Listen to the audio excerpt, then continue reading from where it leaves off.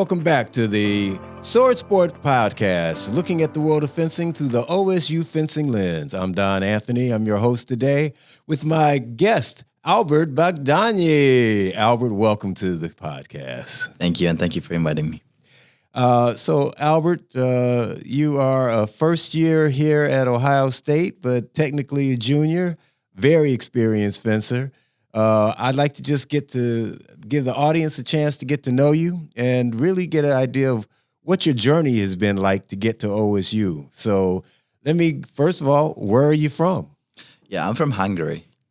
And what part of Hungary? Well, I'm from Budapest, so it's the capital city. We had a conversation about that. We'll go back and fact check that one. I'm down. So where did you start fencing? How did you get involved in the sport? Yeah, so I started fencing in next to Budapest. It's like a smaller city. It's still in Budapest county. So I was living there with my family, and then I just started fencing there. Yeah. Just out of the blue, you saw a club, you said, "Hey, I want to do that," or? Well, I was playing soccer as a little boy, and then my mother didn't really like the environment of soccer. I don't know. It's the world sport. It is, but at that local club, she just didn't like the environment, I guess. And, okay, you're hanging out with a bunch of thugs. What? How old were you at the time? I was really small. I was I think he was 4 to 6 years old or something. 4 to 6 I was with really, a bunch of really, thugs. Really young. Yeah. I was really young, and then my mother was like, "Yes, we need to do something else. What if you tried this one?" And I played basketball for a little 1 year or so, and then while I was still playing basketball, my mother was like, "Yeah, you know what? I found this fencing club. Do you want to try this out?" Because at the time I really liked swords and playing with swords and acting like I was a hero or something and a warrior. And then my mother was like, "Yeah, you try this out." And I was like, "Okay, sure." It's the closest thing to being a real life warrior. Oh, so in Magyar, Hungarian, it's Vivas? It's Vivas, yes. Vivas. Okay, so you were a young Vivas fencer. Okay, I was a young Vivo. Vivo. Yes. Okay, good. So, what was the name of the club, and who were your coaches as you came up? Yes. So, the city I started fencing in. It's a city that it's impossible to say the name. It's called Sziget-Szent Miklós. See, yeah, right. Yes, okay. it's impossible to say it. And this club was that basically the name was a Sziget-Szent Miklósi club, fencing club. You know, the fencing club in Sziget-Szent Miklós. So I started fencing there a little late. I was around 6 years old or something. So my coach was a really nice man, actually. Because I was as a young kid, I was a really energetic kid. So I needed someone who could really harness your energy, rein you in, yes, put a leash on you. Yeah, that's better. I put a leash on me probably. And so the first time I entered the club, my coach was almost yelling at some little kids because they were not doing the exercise properly. And then my mother was like, "Yes, this is the person we need. This is found my guy, a strong man, who can put a leash on me, kind of." Uh-huh. So, but turns out that coach, so he's my former coach. I'm still in contact with him. Sometimes I'm still taking lessons with him because he became a second father of mine. Oh, that's good. Over the time, so it's really good. And then where did you go from there? So I think it was I was first year junior. Mm-hmm. When I my original deal with my coach, with my former coach, was we'll see how far we can go, just the two of us, and then when we see that we need something else or we need someone else's help because I just grew out of the club there, then we'll sit down, we'll discuss it, and we'll make the best choice, and we'll see where to go after. And so it was my first year, when I stepped out of cadets, under 17. So you were 17 last year in high school? Yes, last year in high school. Mm-hmm. We had this conversation with my coach, and then we decided to move to a different, bigger club in Budapest. It's called the Ludovica Sports Club. So we decided to continue my career there, and I'm still in that club, and I'm still fencing for them. So they've been helping me since then. So Ludovic is your club. Yes, it is my actual current club, and I mean it was a huge switch from a little club where we were not so many, and also the environment like wasn't so like huge, you know. So how many fencers did you have at your first club compared to the number at your second club? Well, I think in my first club we had like, okay, my age, we had like 4 to 5 or like maybe 6 fencers. Okay. And also like, but we had a lot of younger kids, so it was also always really good because they had the little kids there. We could teach It them was a a good little. club. It was a really good energy. It was a really always really nice practices there.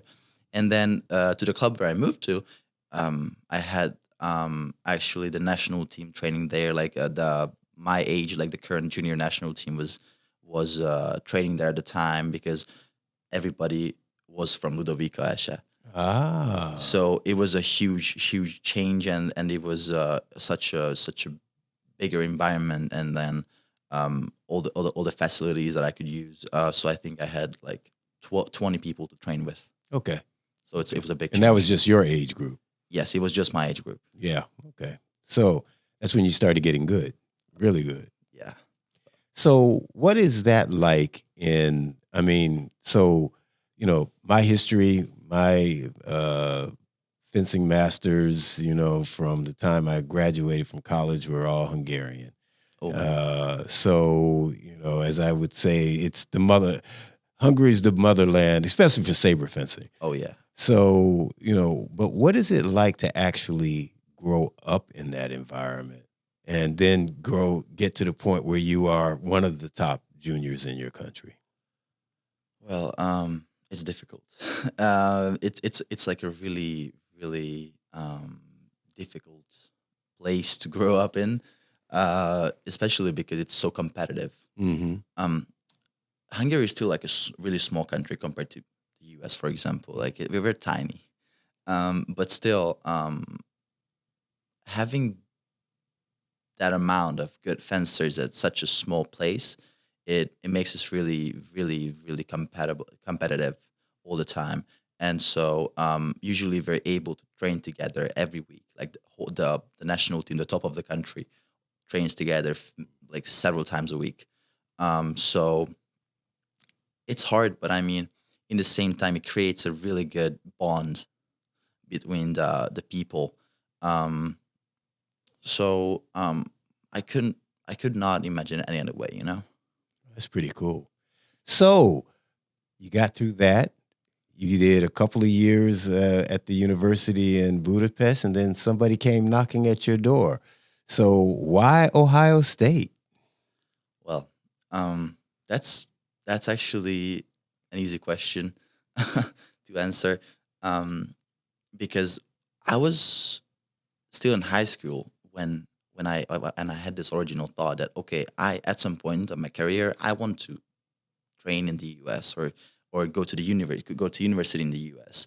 And I just had this thought in the back of my head, in the back of my mind, and then I started university in Hungary, and then at some point there was an opportunity that I could actually move to the U.S. and train there. So plus have my university here, and I think there was a World Cup in Tunisia,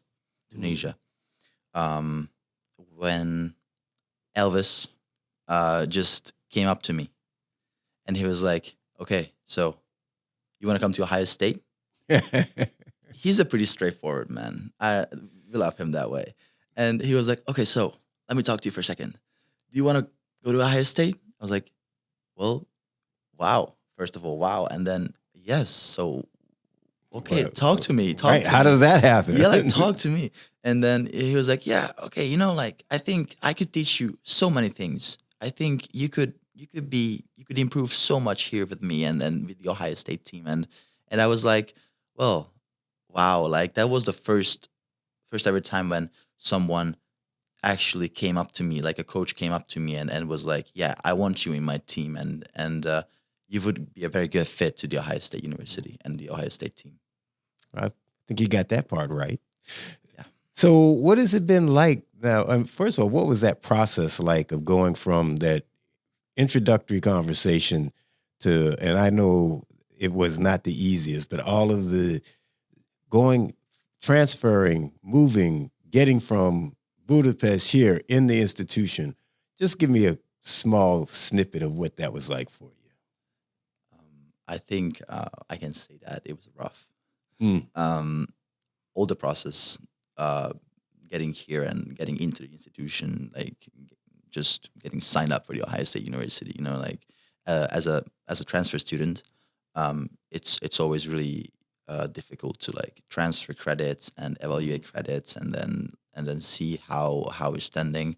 So that was one part. That was a lot of things to manage going. Like I went to my university's credit and show, I don't know, wherever I could get the credits and evaluate all the past courses I took there to like send them to the Ohio State University to get evaluated here as well. That was like a rough project, but I mean I got through. And then actually arriving here, that was scary. That was Yeah, why? because it's a huge change. Yeah. I was still living with my parents back home. I was a big kid, just Enjoying life. I was an adult at the time already, but I was still a kid. I figured because I was still living at home. It was a safe place, and then from there, like just getting on a flight and then arriving here, where I'm actually get to be an adult. Mhm. It's a rough change and a big one, especially because it's I don't even know how many miles is that, but it's A few thousand, quite a few thousand. it's 8,600 kilometers, so Yeah. it's a lot. 4,000 miles. Yeah, something like that. And a very long flight. Yeah, So you got here. Well, first of all, I think part of that process during your transfer, you were traveling around the world. You were competing everywhere. I was like, where in the world is Albert this weekend? So, but you get here and you arrive and somebody meets you. And then what? and then basically You have an apartment. I have an apartment. At the time when I got here, I couldn't actually move into my apartment for like another day Oh, because there was no move in at that day. So I had to book a hotel for like a night, ah, and then I slept good, and then I woke up the next morning super excited, and then the next day I actually got to move into my apartment. I get to my apartment. I find my actual door. I find my actual apartment, and then I enter and there's basically an empty room with it was furnished obviously, but it was empty. Like there was nothing there. It was my stuff. It was the first thing that landed on the floor, and then I remember I was just sitting at the side of my bed, and I was like, okay, wow. So This what? is real. So what now? right. So right. what now? So it was a moment I'm never gonna forget. I'm sure. Well, here we are many, many months later, and you've had a interesting time here, to say the least. So what it's been like as far as just the team dynamic and the training? What's that been like for you? Oh, I love the team. Like the team is just super great. Like since day one, everybody's been super, super kind to me. So that was something that I was really, really surprised with. I mean, I was hoping it's gonna be this way, but um, you asked earlier, what was it like, like growing up in Hungary, where everybody's so competitive, and well, they were not always the kindest to me, or like to each other. It's like a thing. After you get to know them, they get nice, but not for the very first time. And so I was obviously counting with that. So I was like, okay, it might not be the easiest to get in, to integrate into the team, but it was such a positive surprise for me. Well, that's good. That means I've done my job, because there was a time it was not always easy to. So your training, you've trained here, you've qualified for the NCAA's. You've had what was this? What was it like going from fencing, obviously on both the junior senior circuit, to the NCAA's? What was that? Give me your thoughts on that. Oh, it's a crazy system. It's a crazy system in general. So the trainings in for the first time, it was different as well. So I had to get used to the system also, in the training system, the way we train, because I feel like we train more times, like more often, but for shorter periods of time, which is different than what I was used to back home. So in the end, I feel like we're training actually more, but it's just it's break down into like smaller. It's like sprints as opposed to Yes, but like intense sprints. it's like intense sprints, but like many stacked on each other during the day. So that was the first thing. It was super weird. And then obviously the whole competition system with all the meets, and also the NCAA format is just something super wild. Because fencing 5 touch bouts is something I've been struggling with when I was since I started fencing World Cups and everything, because I feel like it's always the 5 touch bouts are always in the morning when I'm still a little slow, still a little sleepy, and then it's really hard to lose a 5 touch bout. It's really easy to lose a 5 touch bout. It's easy. super quick. Yep. And so it was a great challenge that I had to start seeing a 5 touch bout as if it's a 15 touch bout, and over time I actually got used to it. So by the time by like right now, I feel like I'm actually able to see a 5 touch bout as a 15 touch bout. So I feel like I can get to my own fencing, and I can actually start doing my actions. I can make my own attacks. I can think, and I can just use all the tactics we learn. And you now, as opposed to sort of waking up in the 5 touch bouts, you go in alert, ready, planned, and knowing exactly what you're going to do. And in the end, if I think about it, it's really, really helpful. If we just think about not just the NCAA system or the college fencing system, but the world system, um, this is like really an advantage, because we get to learn how to really fence and how to really focus during 5 touch bouts. So if we're able to focus on the pool stage, for example, in a World Cup, then it makes our lives so much easier. Mm-hmm. Yeah, second day becomes a regular thing with no problem. Exactly. Second day is something, especially in a World Cup. Like if you make second day straight out of pools, yeah, that's the cleanest. Because even if you drop one, it's you have to get lucky. Like you really need the luck, because sometimes even though you fenced a really good pool, only dropped one, you can meet someone who were just a little sleepy doing exactly. Pools, but it's like a 2-time Olympic champion. Mm-hmm. So I'm not saying that's impossible to beat, but it makes my own day a lot easier if I mix straight out of pools. Yep. Yeah. Because the other way it gets a little bit hard. It gets way too hard. Yeah. Yeah. So you've gotten through the season. You've qualified for the regionals. You fenced in the conference. You got a crazy team. I still think about our conference championships with your teammate breaking your other teammate's nose. They were going at it, but you guys go at it over there. What's your squad like? Just talk about the squad. I feel like it's very diverse. There's so many different people there.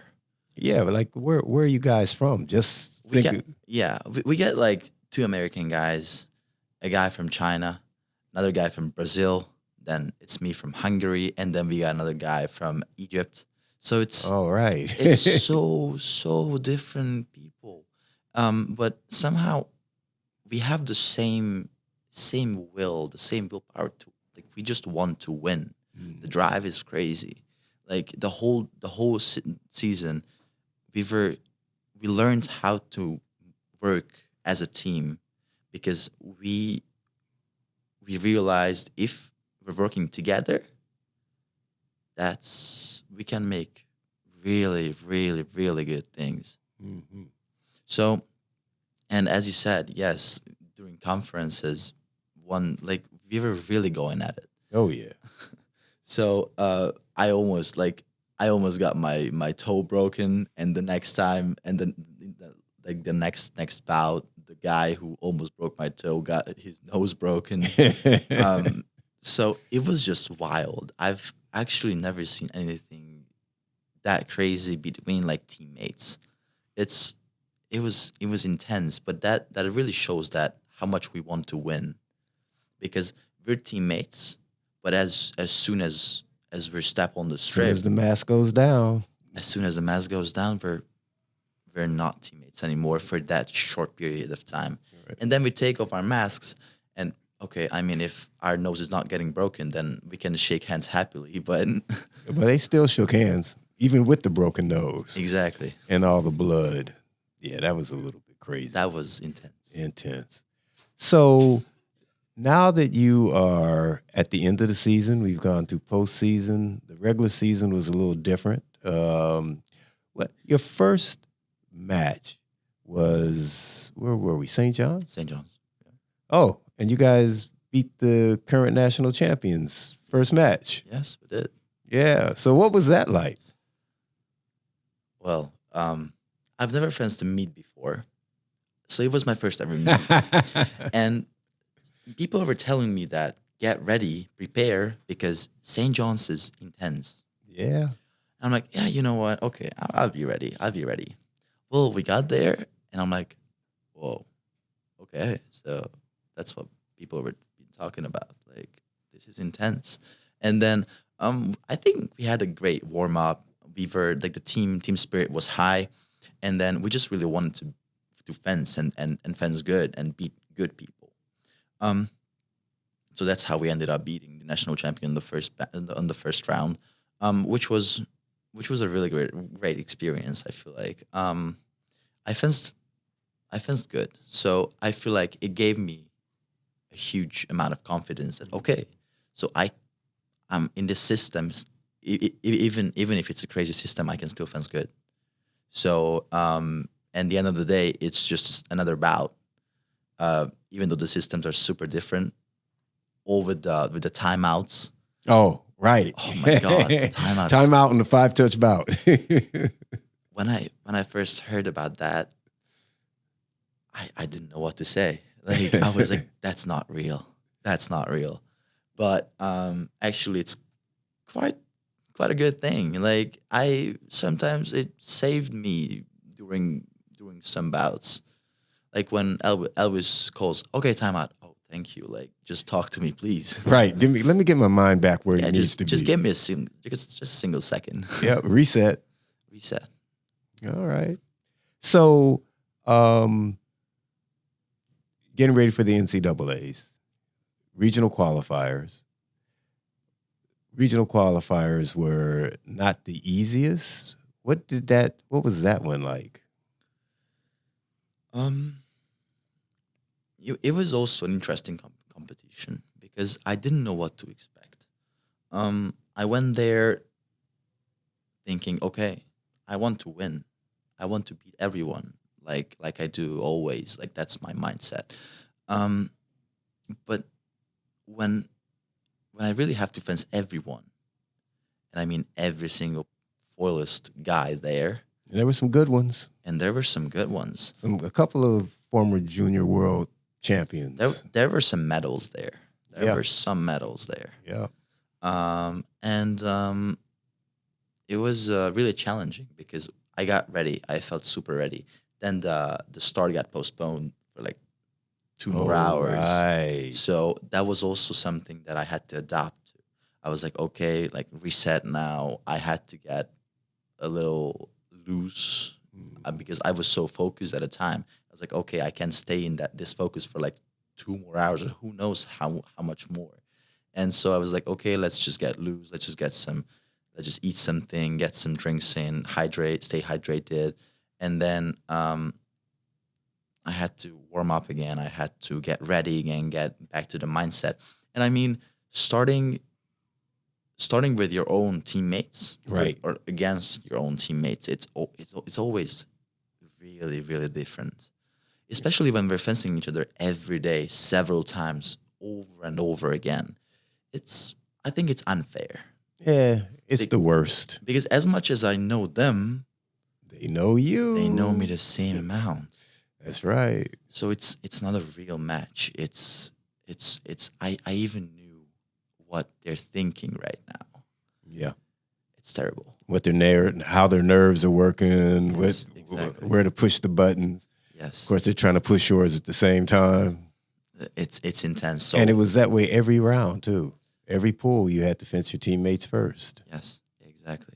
So, but once we get through those bouts, we could actually start the real part of the competition.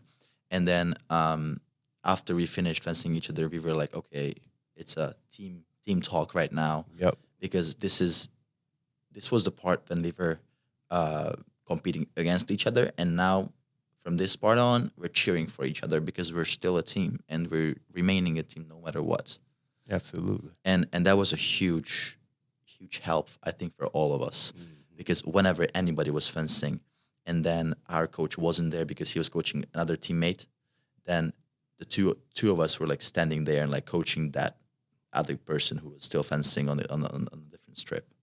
You know, I have often found that teammates are sometimes the best strip coaches for their teammates because they know each other so well and they can see stuff, not to say that, your coach isn't a good strip coach. Some of them are, some of them aren't, but teammates have a different kind of rapport often. Yeah. I mean, a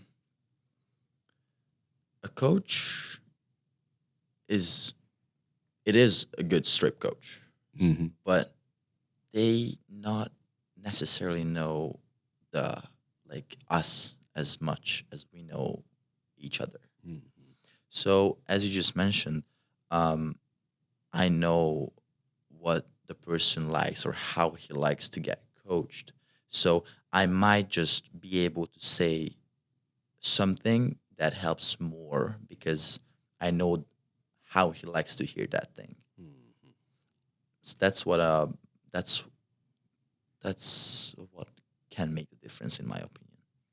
Yeah, I've seen that on many occasions. Just knowing what that right thing to say at that right time to get them back into where they need to be. Because I mean, sometimes they just need to like calm down, mm-hmm. or I can feel what they feel a little bit, so I can just tell them, yeah, just calm down, think it through. Because sometimes they don't need advice; they just need, or they don't need a tactical advice. They just need something like a helping hand or like a helping sentence. Mm-hmm.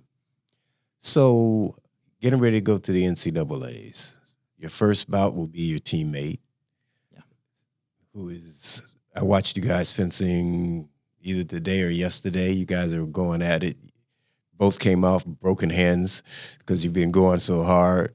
Once you get past that bout, whoever wins, then it's the folks who are going to be traveling with you and then that other quad. So every one of those is an important bout.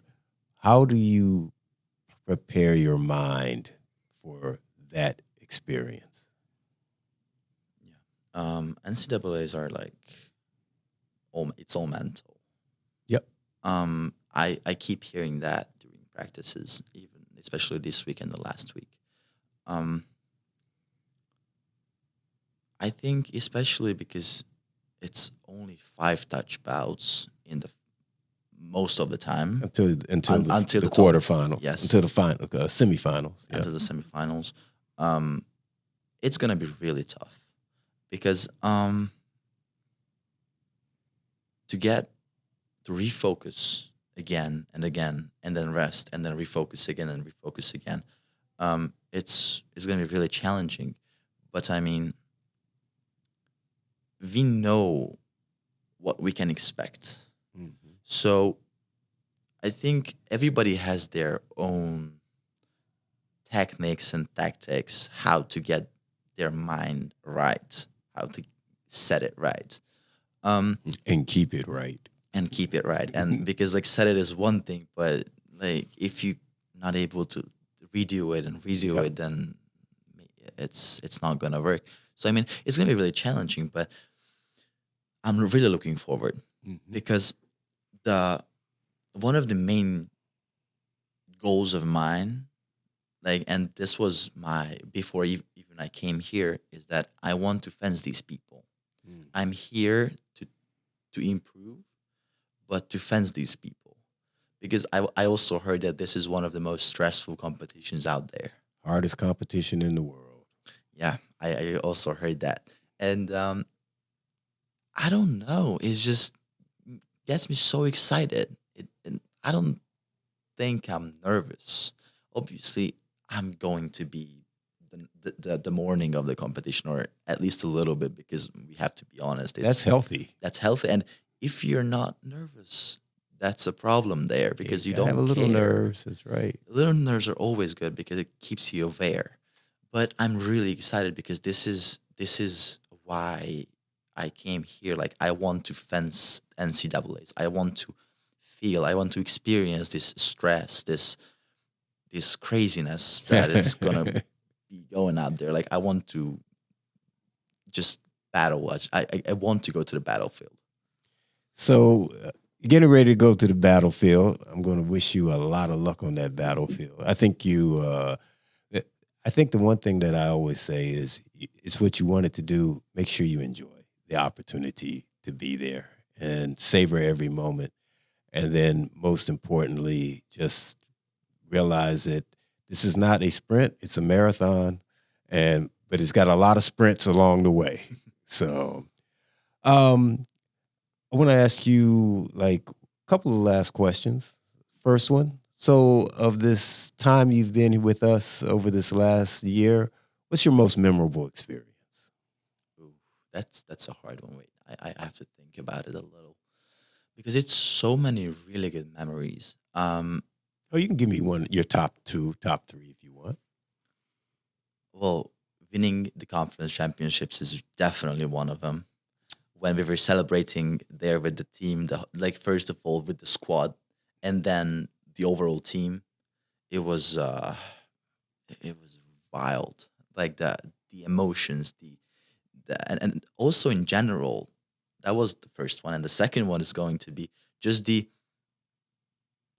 how much we push each other, or how much our teammates, we're not on the same squad, but they're still scream and like shout next to the strip, even though it's not their squad, but it's their team, because we fenced for one goal. So that's just in general. That's, I think, one of my past memories.